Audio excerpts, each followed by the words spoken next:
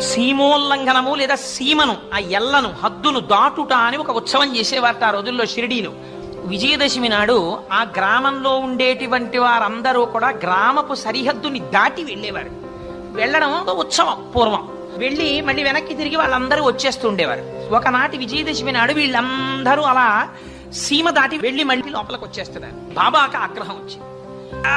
పెద్ద కేకలు మొదలెట్టారు. తన ఒంటి మీద ఉన్నటువంటి లాల్చీని విప్పేసి ముక్కలు కింద చింపేశారు. కట్టుకున్నటువంటి అంగీ చింపేశారు.